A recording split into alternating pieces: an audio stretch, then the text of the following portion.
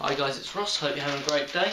Today I just wanted to talk to you about food storage. My top 10 food storage items. First thing is rice. It's dirt cheap over here. It's 40 pence for a kilogram, so that's just over £3. 40 pence, dirt cheap. Add to that with some beef stock cubes or some bouillon cubes, and you've got quite a substantial and flavoursome meal. These here are 9 pence. These are like this. This is the basics one, but these was 9 pence. 10 stock cubes in this. You can go into the shop. You can have 99 or £1 in your pocket. It's 99 pence for 10 of these. 10 a packet. You've got 100 stock cubes for just under £1, or well, it's £1 really. So yeah. Next, porridge oats. Not quite as expensive as rice. Sorry, not quite as cheap as rice, but still relatively inexpensive for what it provides. Doesn't take up much space for the what you get out of it for the expenditure. That's what I'm looking for. But do bear in mind the rice and the porridge require water. Unlike baked beans. You can also add this to the rice and it makes like a rice curry. This has got liquid in it. You can eat these cold straight out of the tin. Ideal. But baked beans have went up in price now. Think about 4 cans of Heinz baked beans, which are my favourites. About £2.50 when they're on offer. 4 cans. So obviously it's not that expensive on the whole grand scheme of things.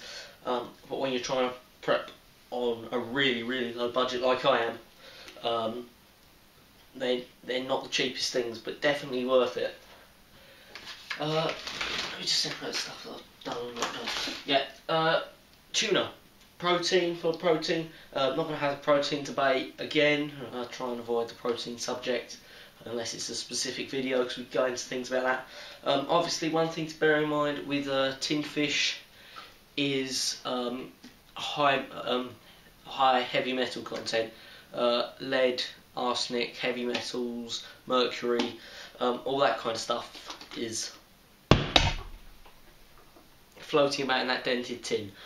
So yeah, just if I was you, I'd try and get it fresh if you can. There's nothing wrong with having it every so often, but try and avoid having it all the time. But that's okay because it's in food storage. Next one, actually no, this is 3 items which comprise of my tea kit. First, you've got tea bags. These are the smart price ones. I've had people say, why don't you get the more expensive ones? I recommend Yorkshire tea or Twinings. I really like them, but I've had these before when I'm camping, and they're actually not bad. This is something like 27p for 80 tea bags, so it's 80 drinks, and you can even squeeze them twice and use it for 2 cups if you're really desperate.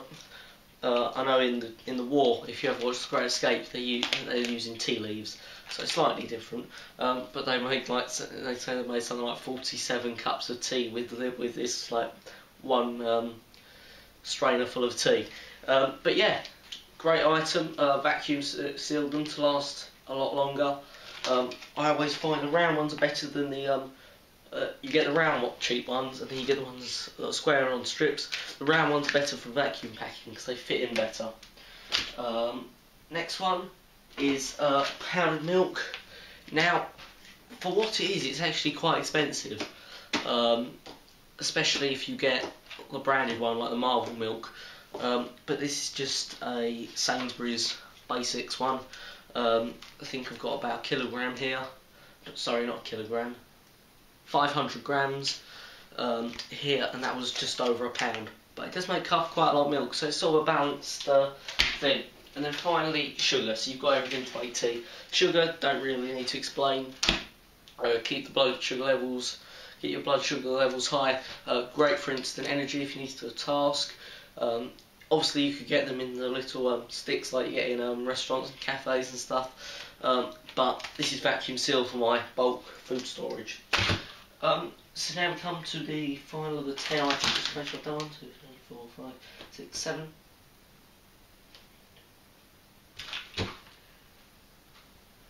8.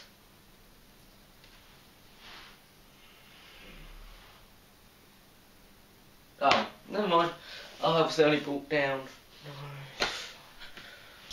Right, the final item is this. Now I know it says rosemary on the box. This used to be a box of dried rosemary, but I dried from the garden from the winter. But now it's got this in it. Alfalfa seeds. Now these are like, if you've never grown alfalfa before, it's really, really simple. These are like amazing. Now this little thing here, you've probably got 5 or 6 teaspoons. You could fill a big tub full of fully grown alfalfa, and that could fill you up easily for quite a long time. Alfalfa has every single mineral, nutrient, vitamin, everything you ever need. It's I hate using the word, but it's a superfood. It really is. It's moderately expensive. I mean, you could get a packet, it's about twice as much as this, about 10 teaspoons in it. I think it's about £3 or £4 last time I bought it, last summer. Yeah, £3 or £4. So it's quite expensive for what you get, but the amount of food you get sort of balances the whole thing out. What this means with alfalfa is that you could get a tub about this size. Let me just grab it. Get a tub about this size, and what's that stuck in there? That's what my little brother's done.